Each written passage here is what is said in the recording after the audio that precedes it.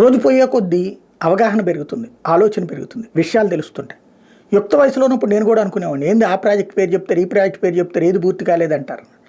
వయసు పెరగడంతో పాటుగా వాస్తవాలు గమనించుకున్న తర్వాత అంత సులభం కాదు ఏది.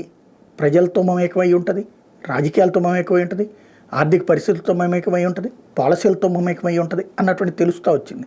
ఇవాళ అందుకనే ఫీల్డ్లో కూర్చుని అరిచేదానికంటే వెనక్కి కూర్చుని విశ్లేషించడానికే సమయం కేటాయించుతున్నది. అందుకేనమాట నా ఆవేశం తగ్గుతుంది ఈ నా వయసుకు వచ్చేటప్పటికి.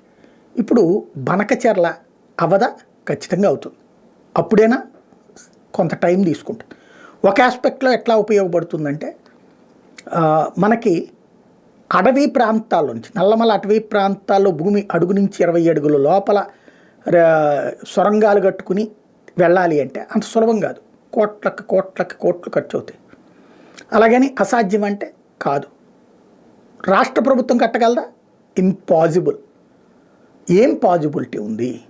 రాష్ట్ర ప్రభుత్వాలు పై ఖర్చులకే సస్తున్నాయి, ఇంకా ప్రాజెక్టులకు డబ్బులు ఆడి నుంచి తీసుకొస్తాయి. కేంద్ర ప్రభుత్వానికి సంబంధించినటువంటి నదీ జలాల అనుసంధాన ప్రాజెక్ట్, కృష్ణా, గోదావరి, పెన్నా, తుంగభద్ర ఇట్లాగ కలిపే ప్రాజెక్టు కిందన, దీని ద్వారా ఇతర రాష్ట్రాలకి గోదావరి నీళ్లు పట్టుకుపోవడానికి దీన్ని ఒక పాయింట్గా చేసుకుంటే దానికి పేరు మార్చి కొంత రాష్ట్ర ప్రభుత్వం వాడుకుంటుంది. కాబట్టి కాస్త తొందరగా అయ్యే అవకాశం ఉంటుంది.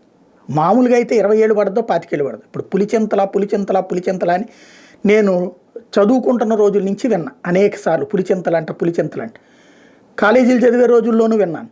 ఆ తర్వాత జర్నలిజం ఫీల్డ్లోకి వచ్చాక నేను ఈనాడులో పనిచేసేటప్పుడు, సిటీ కేబుల్లో పనిచేసేటప్పుడు అనేక సార్లు దాని మీద ప్రెస్ మీట్లో ఇంటర్వ్యూలు కవర్ చేసి, ఆ తర్వాతన టీవీ 9లోకి వచ్చిన తర్వాత ఆ స్పాట్కి వెళ్ళి నేనే కవర్ చేసి వచ్చా.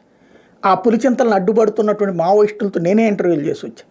ఆ తర్వాత వాళ్ళు ఆ గందరగోళం నుంచి వెనక్కి వెళ్ళేటట్టు నేనే చేసి వచ్చా వాళ్ళతో ఇంటర్వ్యూలు. ఆ తర్వాత ఆ ప్రాజెక్టు పూర్తయింది. ఇందులో ఆ నక్సలైట్లు గొడవ పడకుండా వాళ్ళకి అసలు అప్పటికి రాంగ్ ఫీడ్బ్యాక్ ఉంది.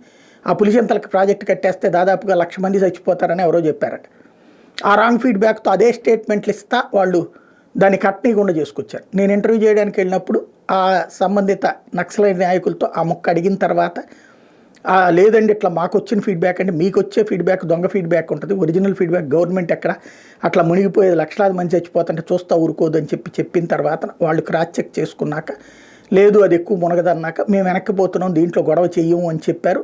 ఆ తర్వాతనే పులిచింతల ప్రాజెక్ట్. అంటే ఒక ప్రాజెక్ట్ పూర్తి కావాలంటే రకరకాల అడ్డంకులు ఉంటాయి, రకరకాల ఇష్యూస్ ఉంటాయి. అందులో అడవుల్లో నుంచి వెళ్ళేటప్పుడు పర్యావరణ అనుమతులు, అటవీ అనుమతులు, కోర్టులు అడ్డాలు, లిటిగేషన్స్ చాలా ఉంటాయి.